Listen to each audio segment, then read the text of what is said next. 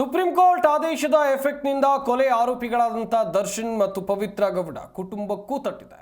ಪರಪ್ಪನ ಅಗ್ರಹಾರ ಜೈಲಾಧಿಕಾರಿಗಳ ಕಟ್ಟುನಿಟ್ಟಿನ ಕ್ರಮದಿಂದಾಗಿ ತಮ್ಮವರ ಭೇಟಿಗೆ ದರ್ಶನ್ ಪತ್ನಿ ವಿಜಯಲಕ್ಷ್ಮಿ ಹಾಗೆಯೇ ಪವಿತ್ರ ಗೌಡ ತಾಯಿ ಪರದಾಟವನ್ನು ನಡೆಸಿದ್ದಾರೆ. ಸಾಮಾನ್ಯರಂತೆ ದರ್ಶನ್ ಪವಿತ್ರ ಭೇಟಿ ಮಾಡಿದ್ದಾರೆ.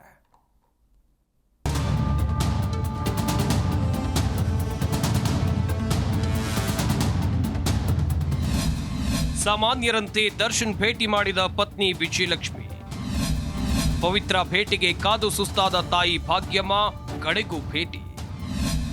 ಜೈಲಾಧಿಕಾರಿಗಳ ಕಟ್ಟುನಿಟ್ಟಿನ ಕ್ರಮದಿಂದ ಸಿಗದ ಸ್ಪೆಷಲ್ ಎಂಟ್ರಿ. ಹೌದು, ನಿರೀಕ್ಷೆಯಂತೆ ರೇಣುಕಾಸ್ವಾಮಿ ಕೊಲೆ ಪ್ರಕರಣದ ಪ್ರಮುಖ ಆರೋಪಿಗಳಾದ ದರ್ಶನ್ ಭೇಟಿ ಮಾಡೋಕೆ ಪತ್ನಿ ವಿಜಯಲಕ್ಷ್ಮಿ ಮತ್ತು ಪವಿತ್ರ ಗೌಡ ಭೇಟಿ ಮಾಡೋಕೆ ತಾಯಿ ಭಾಗ್ಯಮ್ಮ ಸಂಬಂಧಿ ಜೊತೆ ಪರಪ್ಪನ ಅಗ್ರಹಾರ ಜೈಲಿನ ಬಳಿಗೆ ಇವತ್ತು ಆಗಮಿಸಿದ್ರು. ಆದರೆ ತಮ್ಮವರ ಭೇಟಿ ಮಾಡೋಕೆ ಸಾಮಾನ್ಯರಂತೆ ಕಾದು ಕುಳಿತು ಜೈಲು ಬಳಿ ಹರಸಾಹಸ ಪಟ್ಟಿದ್ದಾರೆ. ಈ ಹಿಂದೆ ಸ್ಪೆಷಲ್ ಎಂಟ್ರಿ ಮೂಲಕ ನೇರವಾಗಿ ದರ್ಶನ್ ಮತ್ತು ಪವಿತ್ರ ಗೌಡ ಭೇಟಿ ಮಾಡ್ತಾ ಇದ್ದ ಕುಟುಂಬದವರಿಗೆ ಇವತ್ತು ಸಾಧ್ಯ ಆಗಲಿಲ್ಲ. ಮಧ್ಯಾಹ್ನವೇ ಮಗಳ ಭೇಟಿಗೆ ಆಗಮಿಸಿದ ಪವಿತ್ರ ಗೌಡ ತಾಯಿ 5 ಗಂಟೆವರೆಗೂ ಮಗಳ ಭೇಟಿಗಾಗಿ ಕಾಯಬೇಕಾಯಿತು. ಕೊನೆಗೆ ವಕೀಲ ನಾರಾಯಣ ಸ್ವಾಮಿ ಜೊತೆ ತೆರಳಿ ಮಗಳ ಯೋಗಕ್ಷೇಮ ವಿಚಾರಿಸಿದ್ದಾರೆ.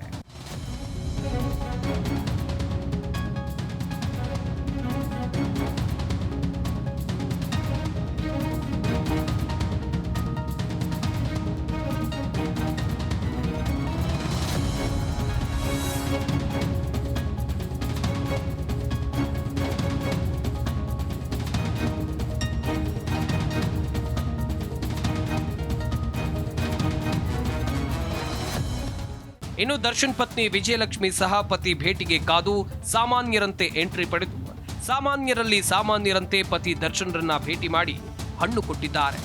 ಮಗನ ಬಗ್ಗೆ ವಿಚಾರಿಸಿದ ದರ್ಶನ್ ಹೆಚ್ಚು ಹೊತ್ತು ಮಾತನಾಡದೆ ವಾಪಸ್ ತೆರಳಿದ್ರು ಎನ್ನಲಾಗಿದೆ. ಅಂದಹಾಗೆ ಪ್ರಾರಂಭದಲ್ಲಿ ಪೊಲೀಸ್ ಠಾಣೆವರೆಗೂ ವಿಜಯಲಕ್ಷ್ಮಿ ಕಾರು ಬಿಟ್ಟಿದ್ದ ಜೈಲು ಸಿಬ್ಬಂದಿ ಬಳಿಕ ವಾಪಸ್ ಕಳುಹಿಸಿದ್ರು. ಆದರೆ ವಾಪಸ್ ತೆರಳಬೇಕಾದ್ರೆ ಚೆಕ್ ಪೋಸ್ಟ್ ಬಳಿ ಒಳಬಿಡದ ಹಿನ್ನೆಲೆ ಕ್ವಾರಂಟೈನ್ ಸೆಲ್ನಿಂದ ಜೈಲು ಚೆಕ್ ಪೋಸ್ಟ್ ವರೆಗೆ ನಡೆದುಕೊಂಡು ಬಂದು ಕಾರಿನಲ್ಲಿ ತೆರಳಿದ್ದಾರೆ.